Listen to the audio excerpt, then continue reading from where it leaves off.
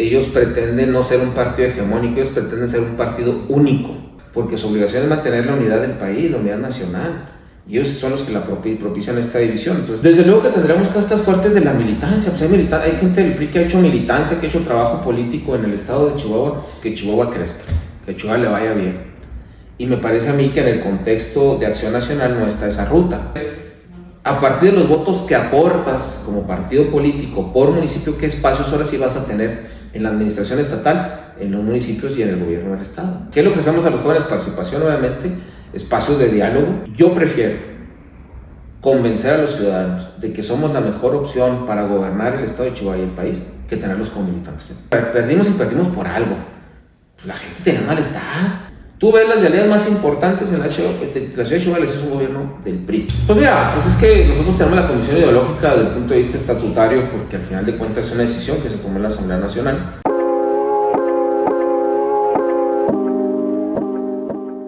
Hola, ¿qué tal amigos de Fuente Informativa? Yo soy Alan Martínez y en esta ocasión tenemos en la entrevista a el dirigente estatal del Partido Revolucionario Institucional, el PRI, así como diputado federal por el mismo partido, Alex Domínguez. ¿Cómo estás? ¿Qué tal? ¿Cómo estás? Saludarte a ti y a quienes nos ven. Muchas gracias por el espacio, por recibirnos. Vamos a empezar con los temas. Vamos a hablar de la reforma electoral. Tras el rechazo, Morena ya plantea un plan B. No se conoce todavía, pero ¿cómo se está preparando tu partido? Mira, nosotros estamos siendo muy claros y muy cuidadosos en la idea del famoso plan B, que yo lo llamaría el plan D, porque el plan C era la reforma que no pasó. Este planteamiento que están haciendo ellos, yo veo que tiene un propósito. El propósito es hacer un maquillaje de una reforma con la finalidad de diferir la elección de jueces del Poder Judicial hasta el 28, tratar de meter la revocación de mandato. Y están vendiendo la idea como un tema de ahorro, haciendo señalamientos sobre el tema de costos. Y yo lo que te diré es que una democracia barata te provoca una elección barata, una elección sin certeza, sin certidumbre. Y yo creo que hay que cuidar bien nuestros procesos electorales. Entonces creo que este plan que están anunciando, que ellos sea de paso lo presentan en un PowerPoint, pero todavía no presentan la iniciativa, pues tenemos que ser cautelosos, pero sí firmes en el debate cuando esto se presente. Oye, ¿qué opinas sobre el pronunciamiento de estos dos partidos de la alianza, del Partido Verde y el Partido del Trabajo? Andrés Manuel decía que lo único que puede descomponer lo que es el movimiento, pues es el mismo movimiento. Pues mira, yo lo que te diría es que hubo un intento de Morena por eliminar a la oposición, por eliminar a toda la oposición y por eliminar a sus aliados. Ese fue un intento de ellos pretenden no ser un partido hegemónico, ellos pretenden ser un partido único y con eso eliminar al Verde, al PT, a MC, al PRI y al PAN de plumazo con una reforma. Las elecciones se ganan en las urnas, no se ganan con reformas a modo en la mesa. Entonces creo que eso es lo que quiso hacer Morena. Creo que hay una molestia de sus aliados por ese atropellamiento y falta de diálogo y falta de consenso. Y hoy con el plan B ya vemos expresiones de algunos partidos de ellos donde consideran que no es lo mejor. ¿Qué haría yo? Convocar una gran mesa de reforma política a todos los actores políticos. La reforma del 74 con Jesús Reyes Heroles así fue, la reforma del 90 así fue, la reforma del 93 así fue. ¿Por qué hacerlo de esa manera? La reforma que hizo Peña Nieto también así fue en el contexto del Pacto por México. ¿Por qué no hacerlo de esa manera? ¿Por qué quererse imponer a rajatabla en una reforma de esa naturaleza? Ninguna reforma electoral ha nacido del poder, siempre viene de la oposición, de movimientos sociales y nunca de un capricho de quien gobierna este país. Oye Alex, ante la política nacional que cada vez parece más polarizada entre Morena y la oposición, ¿cómo puede el tricolor construir una narrativa propia que no dependa pues, de la confrontación o de la crítica hacia el oficialismo? Lo que pasa es que la narrativa de enfrentamiento y división la plantea el mismo oficialismo, la plantea el gobierno desde el poder, no la estamos planteando nosotros. Quien está planteando la división del país desde que está Andrés Manuel, la están planteando ellos. Entonces yo lo que te diría es que el mensaje para los chihuahuenses y para los mexicanos es muy claro. ¿Queremos estar divididos? Yo creo que no. ¿Queremos que el país se desarrolle? Yo creo que sí. ¿Queremos que Chihuahua avance? Yo creo que sí. Entonces tenemos que decirle a quienes están dividiendo el país, a quienes están haciendo señalamientos, oigan, pues bájenle 2 rayitas, porque su obligación es mantener la unidad del país, la unidad nacional. y ellos son los que la propician esta división. Entonces también nosotros no podemos dejar de generar ese comparativo de lo que están haciendo mal ellos. Somos oposición, somos un partido de oposición, no somos el partido del gobierno. Entonces tenemos que generar ese comparativo de lo que se está haciendo bien por nosotros, lo que hicimos bien, y lo que están haciendo mal ellos. Creo que eso es sano para la democracia, pero quienes propiciaron el debate de división son ellos, no somos nosotros. Nosotros tenemos que también hacer una defensa de lo que sí hicimos bien en este país. O sea, a ver, cuando nosotros gobernamos había medicinas, había atención hospitalaria, cuando nosotros gobernamos había seguridad. No tenemos estos problemas de inseguridad que actualmente tenemos. Cuando nosotros gobernamos había inversión en las carreteras. Cuando nosotros gobernamos había inversión en el tema educativo. No tenemos ese tipo de inversión. Había corrupción, pues que con los corruptos los metan a la cárcel, pero también con ellos hay corrupción. Pues si nomás el huachicol fiscal costó 600 millones de pesos. Una cosa es reconocerlo y otra cosa es combatirlo. Ellos no están combatiendo la corrupción. Ellos están señalando al pasado como si ellos no fueran parte del pasado. Ellos gobernaron este país casi 7 años, o poquito más de 7 años. Pues ellos tienen que dar cuentas por lo que está sucediendo. Ellos hablan y hablaron durante mucho tiempo de la austeridad republicana y ese discurso donde se vanagloriaban de ser austeros, cuidadosos del recurso, y pues no se les nota, o sea, no se les nota ese cuidado, ese planteamiento. Ellos se molestan si alguien es aspiracionista y ellos parecen los primeros aspiracionistas de este país. Entonces, pues creo que hay una doble moral y un doble discurso. ¿Pero no crees que todos los partidos son los que pregonan con ese discurso de austeridad? No, porque ellos son los que lo enarbolaron, no fuimos nosotros, ni hemos sido nosotros. O sea, creo que hay que cuidar el uso del gasto público, sí.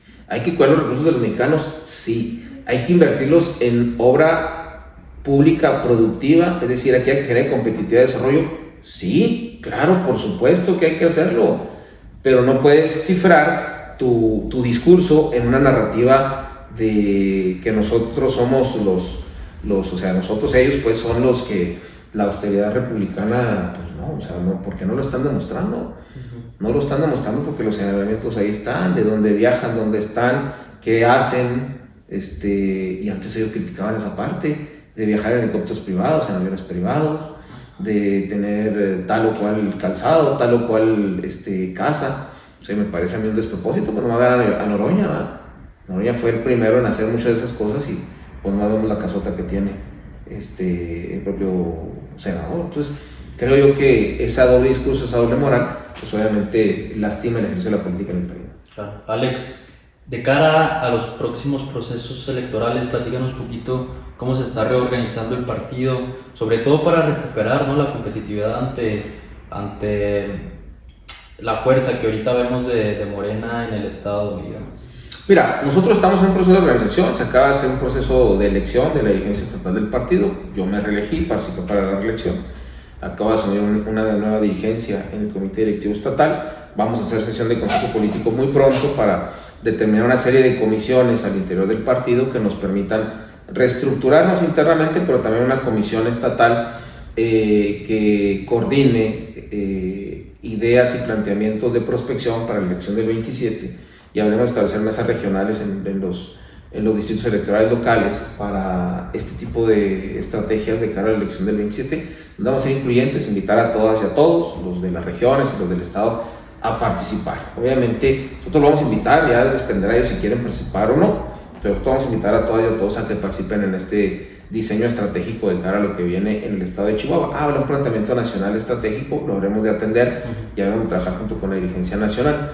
También nuestra narrativa pues obviamente tiene que ser distinta en cuanto a planteamiento de la política pública aquí a nivel estatal. Nosotros vamos a una elección local y tenemos el planteamiento de lo que está sucediendo en el estado de Chihuahua y cómo solucionar los problemas que tiene el estado de Chihuahua, lo habremos de hacer.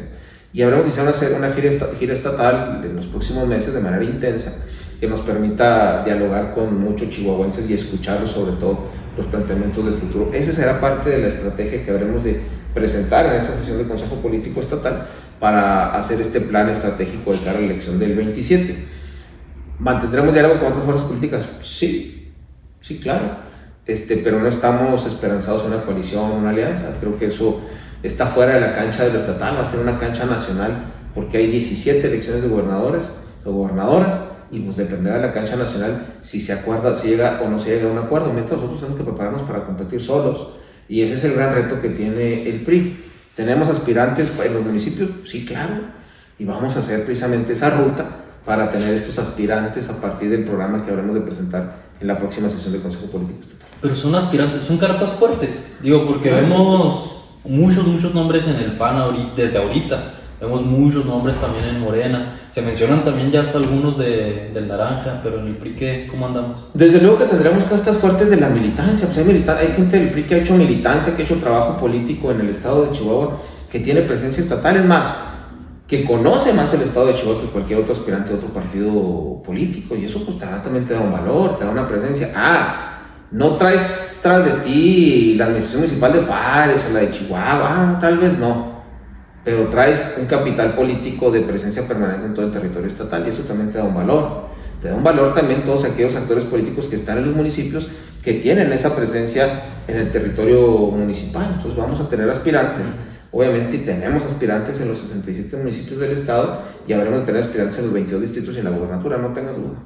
Oye, Alex, regresándonos al tema justamente de las coaliciones, se podría decir que el partido pues ha estirado algo, ¿no? La liga en su relación con el PAN, pues buscando condiciones más favorables de negociación.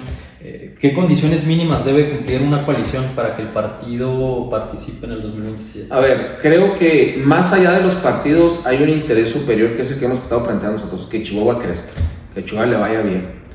Y me parece a mí que en el contexto de Acción Nacional no está esa ruta, porque su dirigente nacional es el que rechaza las coaliciones. Entonces hacemos un planteamiento de coalición en función de ¿qué? De que Morena no se perpetúe en el poder. Hacemos un planteamiento de coaliciones para que no nos pase lo que pasó en Venezuela.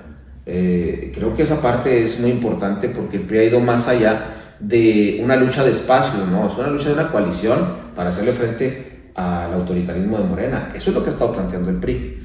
Claro que la negociación es una negociación de piso parejo, es una negociación de actores políticos que tengan posibilidad de competir, porque ni el que gana gana todo, ni el que pierde todo. Creo que es un complemento, una coalición, y eso es lo que le apostamos, a un complemento de fuerzas, a un complemento organizativo, un complemento de narrativa, de discurso, de propuesta, para poder llegar a los espacios.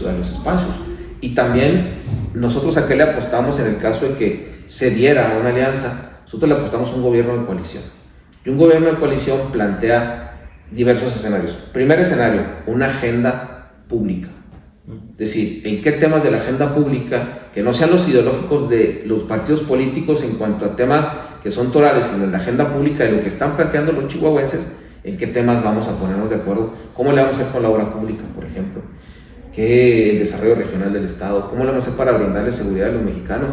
Tenemos desde todo el 2025, lo que va del 2026, en un promedio con 111 homicidios al mes, y eso es un tema muy grave.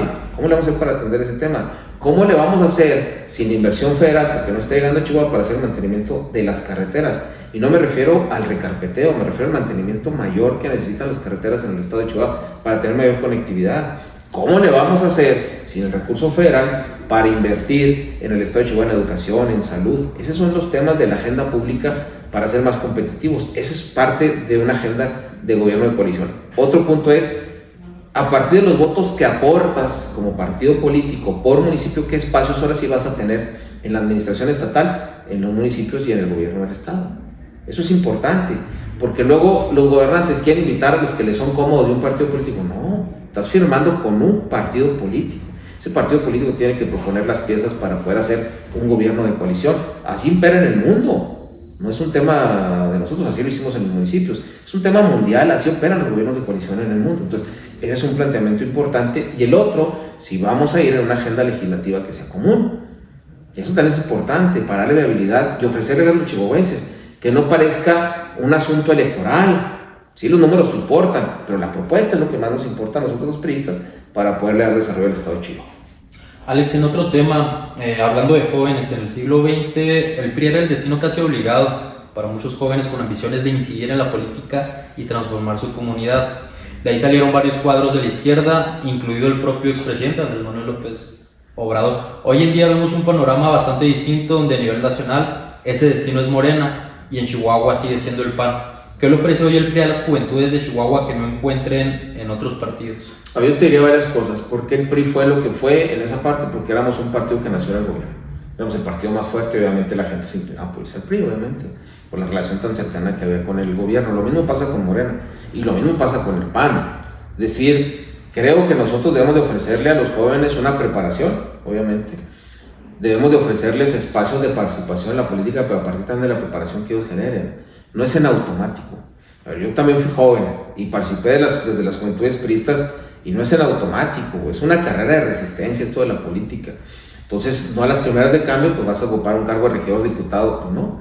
Tienes que irte preparando para hacer un buen papel en la función que se te otorgue.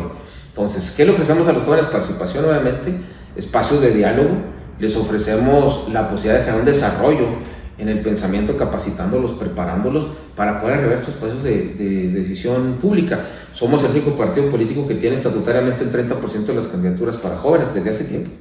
No es nuevo. Nosotros fuimos los que iniciamos esa parte y estamos cumpliéndola. Hay que ser competitivos y para ser competitivos, pues los jóvenes tienen que abrazar causas, ¿verdad? ¿Para qué? Pues para salir a la calle. Es decir, no es en automático esta parte. Entonces, yo te diría que eso es lo que nosotros tenemos que ofrecerle a los jóvenes y tener mucho más diálogo para que los jóvenes se vean representados en el PRI. Y creo que esa es parte de la estrategia que tenemos que seguir y que estamos siguiendo en este momento. ¿Conoces las cifras de la militancia de tu partido? ¿Cuántos afiliados hay? Nosotros tenemos 21,000 afiliados más o menos en el territorio estatal. Y digo 21,000 porque nuestro dato local es de 26,000, pero 21,000 ya que están validados por el INE. Estamos iniciando un proceso a nivel nacional en esta semana se está dando la capacitación. El PRI Nacional se dio un acuerdo con el INE para utilizar la aplicación del INE para afiliar. ¿Por qué? Porque cuando uno afilia en el papel y que se valida la información, a veces por un número mal, por una letra mal, por una firma mal, no te lo valida el INE. Entonces te recortan tu padrón. Al hacerlo ya directo en la aplicación, pues vas a evitar ese filtro, que ya lo estás haciendo directamente en la aplicación del INE. Este convenio está celebrando. Ahorita celebramos capacitación ya con 40 municipios del estado. Estas semanas se estarán capacitando los demás para poder empezar a hacer el uso de esta aplicación y hacer un poquito más fácil la afiliación. Son 21,000 más o menos los que tenemos registrados, validados ante él. De esos 21, ¿cuánto porcentaje son jóvenes? No lo tengo claro, no tengo claro el porcentaje de hombres y mujeres jóvenes. Sí hay. Claro, por supuesto que hay. Acaba de venir nuestro secretario de organización a nivel nacional y él pues es muy gustoso de que vea un equipo de jóvenes en el partido. Hay que ser claros también, no somos ya los partidos políticos partidos de masas, somos más partidos de cuadros, de gente que quiere hacer política, desarrollarse en la política. Y ni Morena es un partido de masas, es más, no es ni un partido, es un movimiento, a partir de un liderazgo que duró 18 años haciendo política personalmente, que fue López Obrador. Entonces yo lo que te diría es que tenemos militancia, hay la posibilidad de crecer en militancia, sí, pero yo creo, y a lo mejor suena como una contradicción lo que te voy a decir, pero yo prefiero convencer a los ciudadanos de que somos la mejor opción para gobernar el estado de Chihuahua y el país que tenerlos como militantes. Convencerlos a partir de una propuesta, de una historia política, del ejemplo que hemos hecho cuando hemos sido gobernantes. Hemos cometido errores, no somos perfectos, pero hemos dado resultados en este país para que el país avanzara hacia adelante, no el estancamiento que tenemos aquí. ¿Cómo decidieron construir ese mensaje? No somos perfectos, pero sabemos gobernar, porque reconocieron ya Porque tienes que reconocer el error del pasado. La percepción que tiene el electorado. Tienes que reconocer, perdimos por algo. La gente tenía malestar. El humor social, como luego se denomina, había un humor social negativo hacia el PRI y perdimos la elección. Entonces, nosotros tenemos que reconocer que no somos perfectos, que no somos Dios. El único perfecto para quienes somos creyentes pues es Dios. No somos Dios. Somos seres humanos que cometemos fallas, errores, que tenemos que reconocerlos para no repetirlos. Porque nosotros estamos pensando que por el voto de Lazo los mexicanos, cuando lo tenías mayoritariamente, puede hacer todo, pues no se puede ver lo que les está pasando a estos en el gobierno. Entonces están pensando en que son todo para siempre. Y yo no encuentro en la calle, en los recorridos que hago, alguien que me diga, oye, hagan una reforma electoral. Eso no existe, eso no te lo piden. La gente que te pide cuando le tocas la puerta, que el alumbrado público funcione, que la calle esté pavimentada, que la cancha y el parque público esté bien, que la escuela funcione. Eso es lo que pide la gente. La gente no te está pidiendo una reforma electoral, te está pidiendo que los recursos se inviertan bien. Eso es lo que pide la gente, eso es lo que pide la sociedad. Entonces nosotros tenemos que reconocer que hubo fallas, que hubo errores, que no somos perfectos, pero que sabemos dar resultados. ¿Nosotros dimos resultados en Chihuahua cuando gobernamos? Sí. Pues nomás hay que ver las vialidades en el estado de Chihuahua, más en la ciudad de Chihuahua. Tú ves las vialidades más importantes en la ciudad de Chihuahua, es un gobierno del PRI. Periférico de la juventud, la vialidad CHPE, el mejoramiento de la cantera, los puentes en el periférico de la juventud, el libramiento que existe en la salida a Zootecnia, el libramiento que existe en la Lombardo Toledano, todo eso, el libramiento que existe de la entrada de Lisa Ciudad Juárez, lo hicieron gobiernos del PRI. Hubo administraciones del PRI que en 3 años pavimentaron un poco más de 3 millones de metros cuadrados de concreto hidráulico, y eso no se ha repetido por los demás gobiernos, lo han hecho gobiernos del PRI. Entonces, bueno, pues también tenemos que decirlo. Para que hablen más de nosotros ya están los de Morena y los de otros partidos, Nosotros tenemos que hablar de lo que hicimos bien, y eso es lo que estamos haciendo nosotros, Oye, hablando de recursos, ahorita era un tema que en la rueda de prensa de la mañana que ofrecieron, era un tema que abordaba contigo, me gustaría que aquí también nos lo respondieras. El pronunciamiento que tienes respecto a estos señalamientos que hace el gobierno federal, la presidenta Claudia Sheinbaum, sobre lo costoso que son algunos congresos en el estado. Creo que era el congreso de aquí local el sexto más costoso, con 24,000 millones de pesos para el ejercicio de este año. Perciben los diputados locales más o menos como 72,000 pesos, y luego pues hay otros tipos de asignaciones presupuestales. A ver, es que la presidenta de la República está haciendo una matemática simplona. El presupuesto del Congreso lo divide entre 33, y eso te da un número. Entonces, el Congreso tiene diversas facultades. Las facultades de hacer leyes, la facultad de aprobar el presupuesto, pero también la facultad de vigilancia del ejercicio del presupuesto. Y en la facultad de vigilancia del ejercicio del presupuesto existe un aparato técnico, que es la Auditoría Superior del Estado, donde tienen auditores preparados, capacitados para poder hacer esa función. Entonces, a esa otra parte del presupuesto, como si haces una división del presupuesto a nivel nacional. Es como si el presupuesto federal lo divides nada más entre la presidenta de la República, porque es la única funcionaria electa. Pues es un despropósito lo que está haciendo la propia presidenta de la República en esa división simplona del ejercicio del presupuesto federal. Yo creo que el presupuesto del Congreso del Estado obviamente pues debe tener ajustes normales. Debe de cuidarse el gasto público en cuanto al recurso del gasto operativo. Debe cuidarse mucho el tema del gasto corriente, como luego se denomina, el gasto de inversión, y debe de cuidarse el manejo que se tiene del recurso, porque no todo va destinado a que los diputados traigan el dinero en la bolsa, ¿no? Ellos tienen su dieta y tienen un fondo que manejan los grupos parlamentarios de acuerdo al número de diputados que tienes. No sé cuántos es ese fondo. Eso ha sido histórico. Eso no es un tema de hoy ni de ayer, eso es un tema histórico. Yo te voy a poner un ejemplo. A ver, cuando yo fui diputado federal en la ocasión anterior, 2015-2018, en el gobierno del presidente Peña, existía el ramo 33 y el ramo 23. El ramo 23, los 500 diputados podíamos en nuestros municipios y en nuestros distritos asignar recursos, es decir, no manejar recursos. Había un fondo, 20, 30, 40 millones de pesos por diputado. ¿Por qué a eso los de Morena, cuando eran diputados, 20, 25 diputados, no dijeron que no? Se les asignaron recursos para destinarlos a los municipios que ellos consideraran importantes para poderlo atender. Yo los recursos que me tocaron, yo los traje para obras de pavimentación en la ciudad de Chihuahua, con Maru siendo presidenta municipal y con Javier Garfio. Y con Javier Garfio no solo eso, con Javier Garfio bajé 130 millones de pesos a Chihuahua para obras de pavimentación que están hechas en la ciudad de Chihuahua. Entonces, pues creo que eso sí lo puede hacer un legislador, y eso no cuenta como si fuera algo que el legislador recibiera para sí mismo. Entonces son gestiones que tú haces. Entonces me parece a mí que pretenden vender una intervención en las entidades federativas a partir de una narrativa de gasto presupuestal, y me parece una narrativa falsa, un falso debate y una narrativa pobre en el contexto de fondo de lo que está pretendiendo hacer el gobierno federal. Alex, para finalizar, más allá de los estatutos del partido que lo definen en texto como socialdemócrata, ¿qué espacio ideológico ocupa el PRI en Chihuahua? ¿Cuál dirías que es su propia convicción ideológica?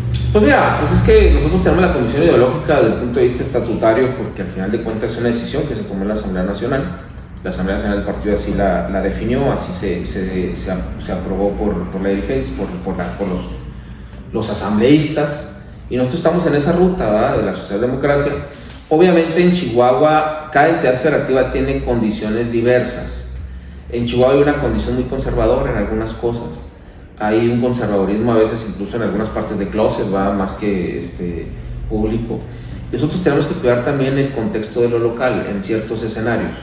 Y bueno, nosotros estamos tratando de ser congruentes en un tema que es fundamental, dialogar con todos los grupos sociales y buscar qué es el beneficio colectivo, ¿no? Y esa es la ruta que vamos a seguir en el estado de Chihuahua, al menos en los años que me toquen a mí permanecer como presidente del partido. Alex, ¿algo que quieras agregar para terminar? Agradecer la oportunidad de la entrevista, saludar a quienes nos ven y que pues, les guste la entrevista. Muchas gracias. Gracias.